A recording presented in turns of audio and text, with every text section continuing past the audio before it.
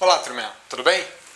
Vamos fazer um exercício para treinar o conceito de campo de aceleração, tá bom? Nós já vimos que o conceito de campo de aceleração dentro da mecânica dos fluidos, principalmente quando nós estamos associando o conceito de aceleração à abordagem euleriana, nós vimos agora que temos um termo novo no caso, né? Quando a gente faz uma derivada no tempo dentro de uma abordagem lagrangiana para calcularmos a aceleração partindo da velocidade, a gente costuma só fazer uma derivação no tempo, tá?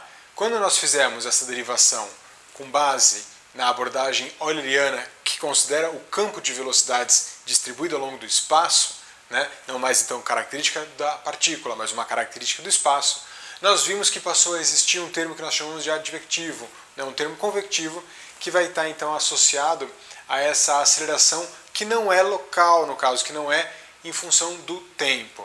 Tá bom? Vamos ver como é que isso aqui fica colocando um exemplo na lousa. Tá?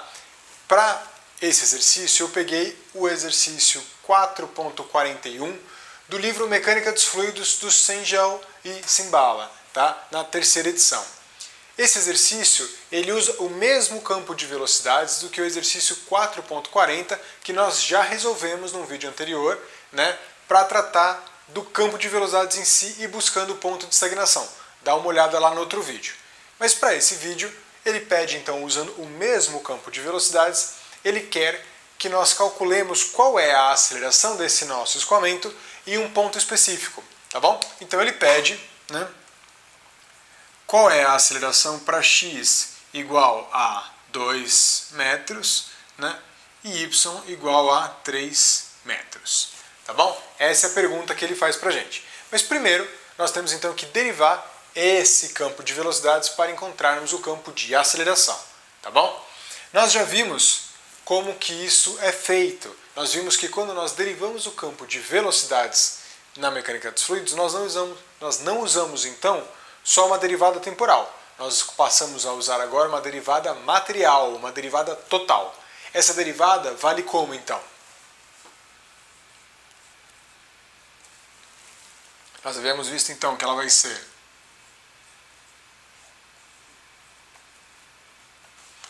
e aqui nós tínhamos outros três termos, né?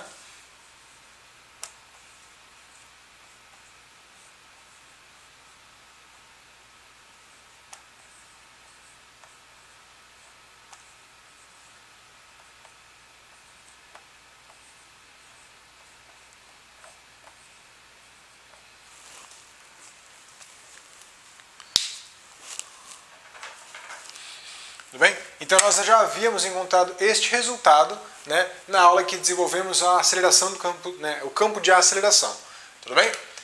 Olha só, esse tipo de resultado aqui, ele também é muito conhecido na seguinte maneira de ser escrito, né, que é o quê? Então eu mantive aquela primeira parte que é a relação à derivada temporal, né? Só que aqui a gente acaba fazendo uma junção do quê? Nós temos que o campo de velocidades V, ele é definido como U vezes I, mais Vzinho vezes J, né, o versor J, e W, que vai estar associado então à direção K. Né? E em compensação, nós temos também o versor nabla, então eu vou colocar aqui no cantinho.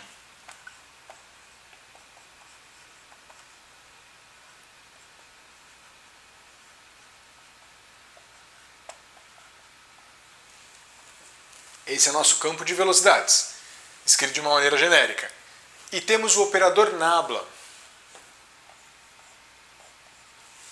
Ele parece um triângulo ao contrário aqui. E esse é um operador diferencial que vai estar associado também às direções. Ele vai trazer gradientes, então ele vai trazer derivadas espaciais associadas a cada uma das direções.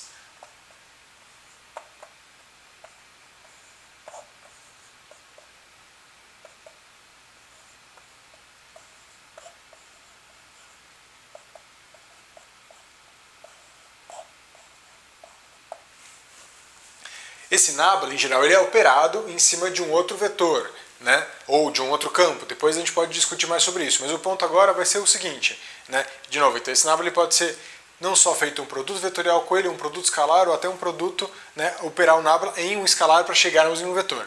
Tá? Se nós operamos o nabla em um escalar, em um vetor, eu vou ter o produto escalar entre, no caso, dois vetores, né? O nabla acaba sendo ele um operador vetorial, né? Então a gente vai ter o produto escalar entre dois vetores, a gente vai ter um número só, tá? Um número, um escalar. Então olha só, se eu operar o nabla no V, eu vou ter, aliás, se eu pegar e multiplicar o V por nabla, fizer produto escalar V por nabla, eu vou ter que o I e esse I vai dar 1. Né? Quando eu multiplicar I com I vai dar 1, J com J vai dar 1, W com W vai dar 1.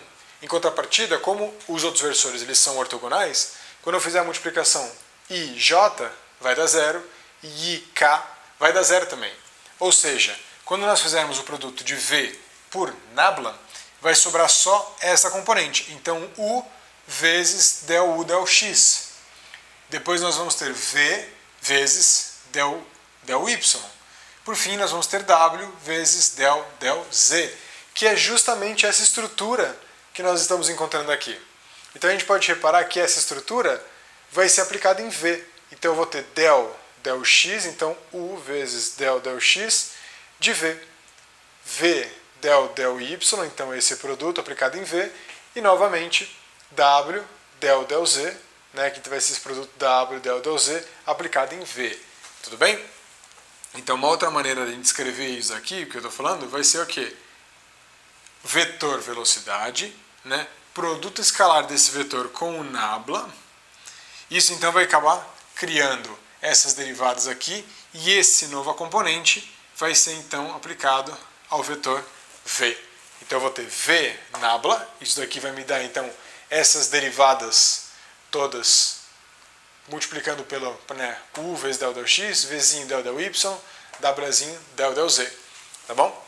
Vezes o V, tá bom? Então essa daqui é uma outra maneira que nós também temos de escrever o campo de aceleração, tá bom? Quando a gente está falando da nossa derivada material, tá bom? Mas, de maneira até um pouco mais simples, eu vou aplicar essa mesma, que já é até um pouco mais aberta do ponto de vista de resolver esse tipo de problema. Então eu vou apagar essa observação que eu fiz aqui, tá? Essa observação ela era válida do ponto de vista de notação. Então, como eu dizia, essa observação é válida do ponto de vista de notação, mas para resolver o problema, essa indicação daqui é um pouco mais direta.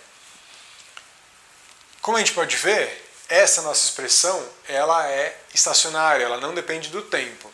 Então a derivada no tempo da velocidade vai dar 0. Então eu já vou aqui marcar que essa componente daqui ela vale 0. Aqui eu vou ter que separar então qual é a minha componente U do escoamento.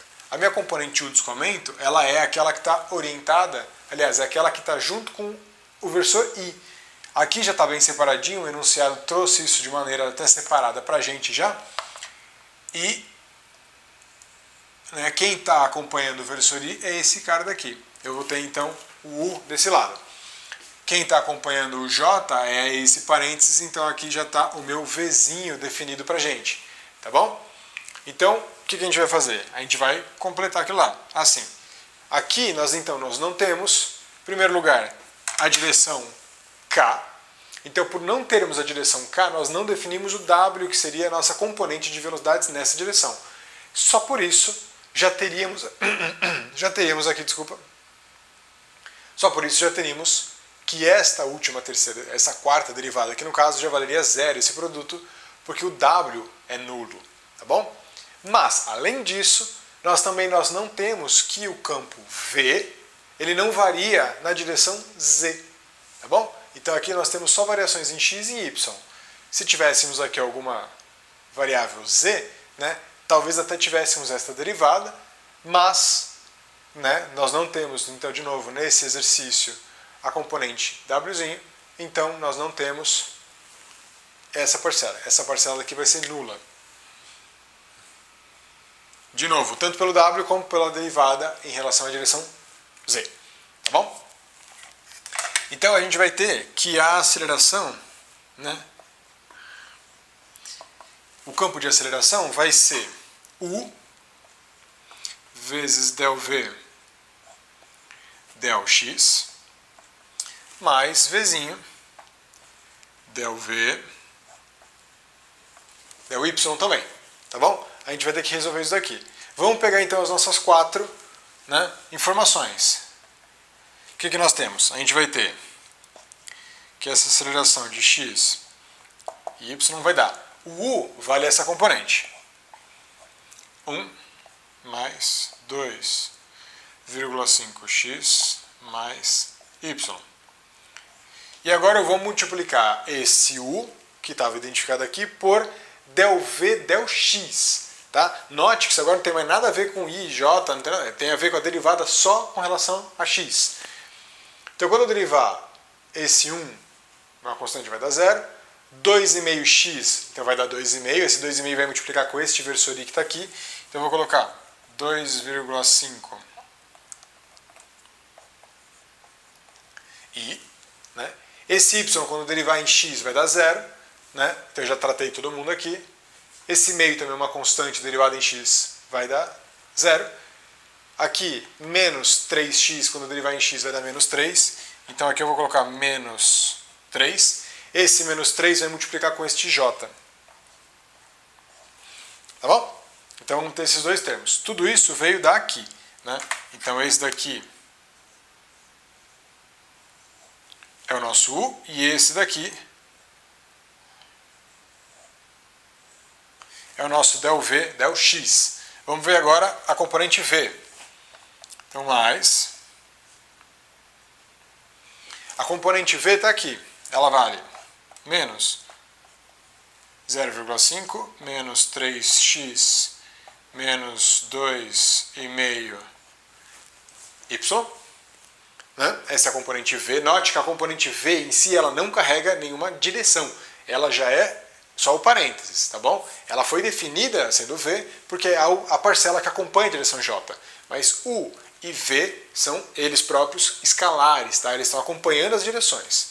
Mas dentro deles a gente não carrega o izinho ou o j, tá bom? Então por isso que aqui eu não tenho nem izinho nem j, aqui eu não tenho nem izinho nem j. A parte vetorial vem dessa derivada realmente, dessa gradiente do vetor, tá? Então isso aqui vai multiplicar del v, del y. Então vamos olhar para o v de novo.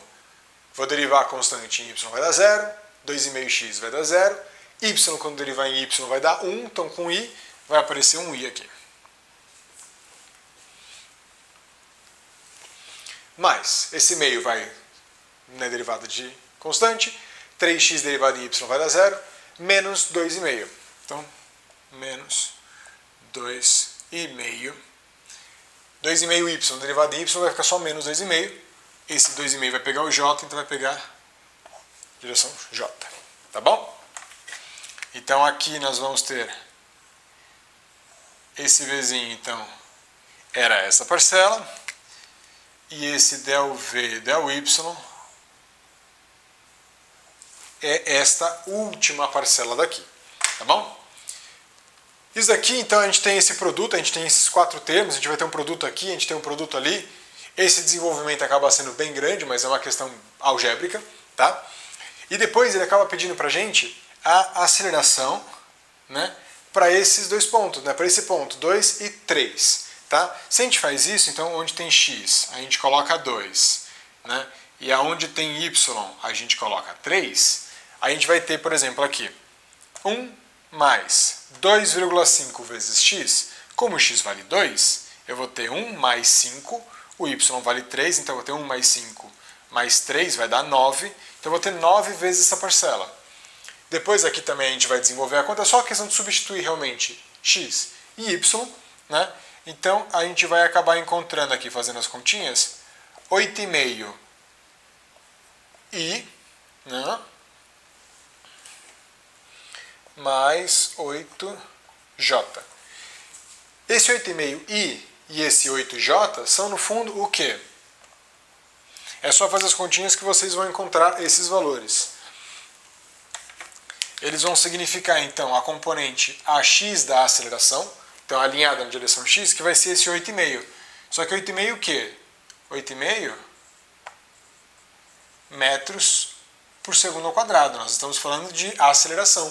Então naquele ponto, naquela direção, o valor medido da aceleração vai ser de 8,5. E também a direção a aceleração y, então que vai estar associado ao versor j, né, para aquele ponto vai dar 8. 8 o quê? 8 metros por segundo ao quadrado. Então, para aquele ponto, naquela direção, nós vamos ter então que a direção y, né, associada então ao versor j, a aceleração vai ser de 8 metros por segundo ao quadrado. Tá bom? Então a gente consegue calcular então a aceleração para aquele ponto. Poderíamos calcular também para outros pontos, tá? Uma vez que a gente tem esta expressão zona aqui da aceleração. Foi o que eu falei. Eu não desenvolvi ela aqui até por uma questão de não apagar a lousa e não perder esse resultado, mas é uma questão meramente algébrica da gente fazer então todas essas distributivas e isolar de novo quem está associado com a direção i. A gente pode colocar em evidência todo mundo que está multiplicando o versor i. Todos esses caras seriam a componente então ax, e todo mundo que vai estar associado à direção j vai ser a componente AY da nossa aceleração, tá bom? Então, tá aqui um exercíciozinho super simples associado ao campo de aceleração de um escoamento. Nesse exercício nós não tínhamos a parcela de aceleração local, porque nós já havíamos partido do princípio que esse escoamento é um escoamento estacionário.